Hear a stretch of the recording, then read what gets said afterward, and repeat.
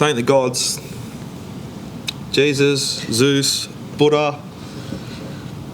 What else we got? Muhammad. Gambler. Was there a Japanese god? Tom Cruise and The Last Samurai.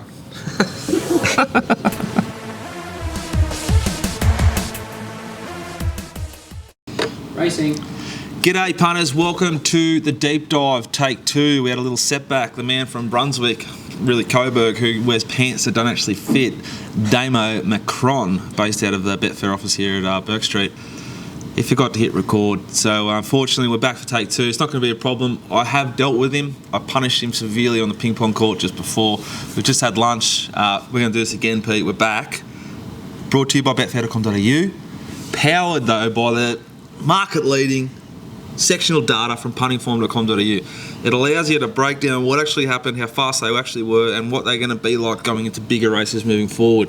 Even though on the weekend, Peter, we might have dealt with the best race all year, the biggest race all year. It was outstanding racing. I'm not sure I've been to a carnival a day in quite a while where just every race was competitive. The amount of money that was floating around with Betfair late was extraordinary. Yeah, I love Winx, but I was there for every Cox Plate, and that was a much more enjoyable experience for me. Yeah, you're part of like history with Winx, but this was like what racing is and should be on Saturday at Moonee Valley. The Valley was rocking. That few extra or few less thousand people helped as well. You could actually get a bet on. Yeah, you're able to access internet from which to wager, which is key. Yeah. You're able to watch replays comfortably in the upstairs betting room.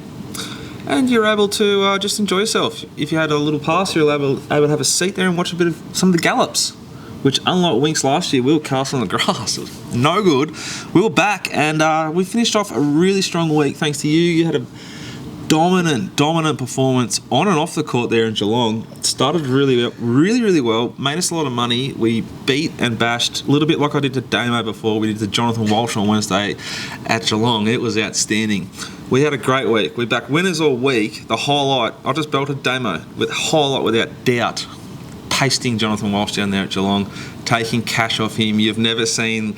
They don't call him the crowbar for nothing, old Abe Simpson, Jonathan Walsh. It's very hard to get cash out of him, but we did it on Wednesday. Big week. Manikato, Pete? Yeah, we'll start there. We'll We'll focus on the features, I think, because which races don't you focus on? It's probably the hard part if we're really going into the whole card. But I think if we just go into the Manikato to begin with... Give me some data, Peter. Tell me what they did to the clock, bruh. Different angles, the ways you can approach this. We'll focus on the winner, Loving Gabby, in just a second. Loving Gabby. What a beast. We highlighted her as a horse to follow. If we were a spooky kind of operation, which we're not, this is by punters for punters. But if we were a spooky operation, Peter, we would mention that we declared her as a horse to follow on the first and the debut, deep dive. Referred to her as Twisted Metal, and she went like the clappers on Friday night. But she's a beast. In terms of the class, they went fast. Fast, early. They went fast. Which set her up to eclipse, to create a new career peak. And didn't she do it in outstanding fashion? So it's a good way of comparing it. So previous personal best, 8.9. Above the punting Sorry, form. Pete, I'm just distracted. There's another bloke walking around the Betfair offices with pants that are too short as well. There seems to be an epidemic in the office. Real shortage of what's fabric going on here. Yeah. Anyway, continue. So, previous personal best for Loving Gabby, 8.9. And in that 8.9, Peter, did she not do that when she went 10 lengths fast to the 6? Exactly right. She was given the platform to excel from. So it went 10.1 to the 6, ran 8.9 overall. Manikato, 10.4, so pretty similar figure, but has returned 13.1. Yeah, with a little bit of time to furnish, mature and grow. This is a beast of a horse, given an absolute gun ride by Craig Williams. Didn't Willow pull out a couple of absolute cracking rides in those Group 1s over the weekend? Well, it was a very hard man to catch, Willow, as we've spoken about previously on the show. His ride in the Manikato won the horse the race. His ride on Saturday in the Cox Plate, which we'll get to later in a deeper look at the whole race, but his ride on Castle Vecchio was 10 out of 10. They don't get any better. When he's on, he is a freak. And he needs horses with good early speed so he can find that spot. But how was this? I mean, Loving Gabby, from the 1,000 metre mark to the 800, it's run 4th fastest, then run the 8th fastest 8-6, 7th fastest 6-4, 8th fastest 4-2, fastest 200. Because it was put into the race. It was there already. It didn't need to do anything unbelievable to get there. Unlike the two biggest closers in the race, Peter. And it's definitely not sweet after Geelong, and it was not sweet after this. As West was almost best, but it wasn't. It was second best and third best. But they were the bigger closers in the race. Vital Silver and the other one, Rock Magic, the 10-year-old. The fossil. The absolute fossil. He's a pensioner and he's still just got that real good turn of foot. As you pointed out, the favourite in the race, Bivouac, was born when Rock Magic was 7.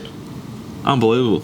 It's crazy, isn't it? Unbelievable. And Bivouac, what do we make of Bivouac, Pete? $1.90 favourite, reasonably firm on the fair late. Yep. Just, I think if he held that good spot in the coffin, the box seat, as they call it, probably gets the luck and wins. But he just elected to look after the horse. Yeah. But he ended up in that shitty spot of 3 pairs back, the fence, back and buried, needing a lot of luck, not getting very much. And that was always going to be the hard part if you're taking those short odds beforehand from gate 1. When they jumped, you thought, Yep. ooh, shit, perfect spot. But then after 300 metres, I didn't want to be on it. Exactly. Anything else we take out of the Manikato, Peter? Look, I was really impressed with the way that Vital Silver paraded. I think it's the best that I've ever seen it, but it's on the plane back to Perth for the Winterbottom. So that horse turns up in any sort of form like that, geez, that's going to give a few of the other leading contenders something to think about. Yeah, like despite people bagging the race with the Everest, which the Everest doesn't hold a candle to the Cox Plate, in my opinion, after the weekend, they've run a figure of 13 overall, haven't they? 13.1. What was the Everest? Just north of around 16. Yeah. It's not a huge difference. It is a difference. It is a much, it's an elite Group 1 Yep. figure versus this is a soft Group 1 figure, but it's there or thereabouts. But if you were looking at the Manikato going into the race, people were almost dismissing it as a glorified Group 2 almost in a way. Yeah, and giving the race to Bivouac, who'd beaten Yes Yes Yes on its merits previously, and Yes Yes Yes come out and won the Everest. Well, Bivouac wasn't good enough here, so I don't know what to make of it, but I don't think the race was as bad as it was sort of being talked up to be. Pete, let's head to Saturday. Let's talk about the Cox Plate. Shows greatest race.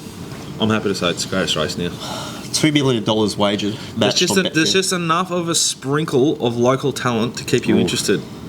Unlike what's going to happen on Tuesday, you knew enough of these horses to get like a little bit of lead in the pencil. Yeah. But speaking of lead in the pencil, once they started parading, I had to calm you down. Yeah. Look, there was heaps of Japanese fans here in the mounting yard, and you can understand why once you actually got to see the physical being that is Lys Gracieux. She a beast. Absolutely. Proper, like, panther-esque, like, raptorish beast. Yep. Pro. She was, like, looking at him going, do you want some? Yeah. Do you want some? Are you ready? Yeah. And they weren't ready. D-Lane almost wasn't ready. Yeah. She almost wasn't ready for how fast she is around that tight little Moonee Valley track. She was 7 wide, cornering sideways, green as straightened up, rolled in. The only time he had to touch her was across the left buttock just to steer her straight. Talk me through the numbers in that race, Peter. So, in terms of the overall adjusted figures, they've obviously gone fast.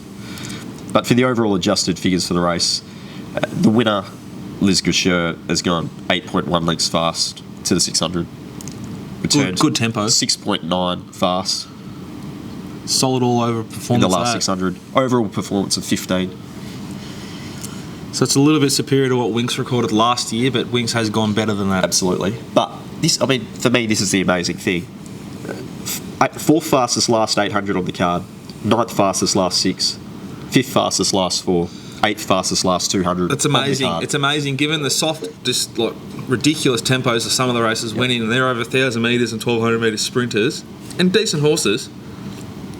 And this thing's done it off a really strong tempo, 4 and 5 wide, green, wobbly. It's one of the most impressive things I've ever seen at the races, and it was without doubt the biggest go I've ever seen since I've been betting. Which, phenomenal. If you're older and watching, don't get upset. I haven't been watching the markets diligently for like that long. I understand that, but this is the biggest go I've seen. Massive go, this favourite, Peter. Huge Henry's job. Lys Gracieux. It was $2.90 when we found it in the yard. $2.90. We found it. Yep. We're going to bet. We've already got a stack on, thanks to courtesy of you and your alcohol-infused gigantic wager on a Perth horse on Wednesday night, Wednesday afternoon if you're Western Australian based, into this Japanese import. We had a bit more on, $2.90 the fare. I went and sat down, that's 2.5 minutes, it was $2.50 in one of the most liquid markets there is all year. 2 million Unbelievable. matched. So we're talking huge amounts of money here, but how's this? From 5 o'clock, so that's in the last half hour, so the race jumped at $4.55. Last half hour, opened $3, closed $2.48, 589,000 matched in that period. But you just have a look at some of these real late goes here. Chunky goes, the solid chunks. That's when you know it's serious cash. Yeah, we're talking 92,000 that just took the price from 286 into 260, and then there was just another 20,000 right there as the gates are opening. Just huge amounts of money wagered on this horse, and obviously it was spot on. But there was a few other goes in the same race. Let's not get that wrong. Magic Wand, heavily back late, 120,000 that took this galloper that really was probably a little bit tricky trying to get a gauge on it. Did parade well, but it took it from $10.50 into a low of $9.20 late. That was really strong. go in that size market. Castle Vecchio. As I was going to say, that's probably the one that slightly drifted late.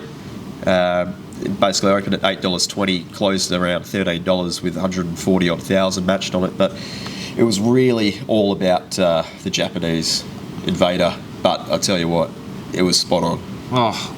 The most impressive thing I've seen on a racetrack in a long time. It levelled up at the 100 and put 2 lengths on him. Unbelievable win. Now, anything else we want to take out of the Cox Plate, Pete? I think Tiako Shark's a really impressive parader and was an enormous run. Really excited to see where it goes next or next prep. Yep. As far as like Anzacs are concerned, we're going to have to start sort of claiming these Kiwis a little bit, or we're going to be sort of friendless. Nothing to talk about. So fast. I think Tiako Shark's worth following, punters. It's a really nice horse, ran really well. Anything for you? We've seen in previous years the Cox Plate's been a really good guide for horses going to their next start.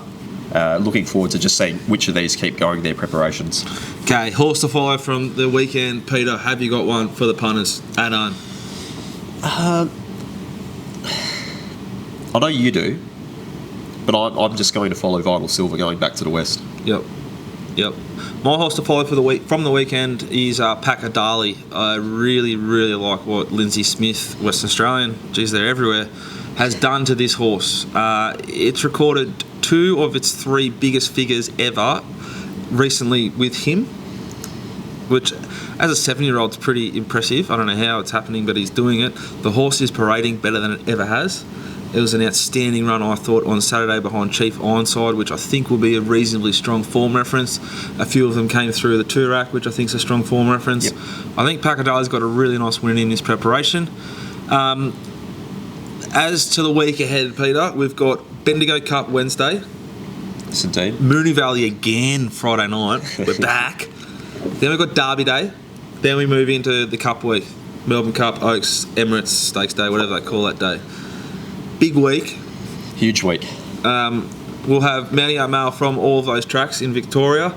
Scurry will be doing Scurry things somewhere. Rosehill. There you go. Some sort of 4-year-old race that's Another pop-up. Yeah.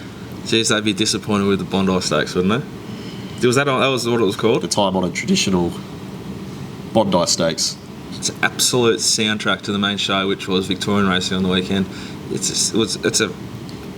I think it's a pretty wasteful way to spend punters' revenue on a race day that doesn't need it. People are already going to go to the track in Sydney if they love racing because they can watch and bet on Victorian racing on TV at the track. There's a reason why Melbourne Cup Day at Round it gets more than the Everest Day. Do you know what I'm saying, bro? Yeah, I concur. Okay. Thank you, Peter.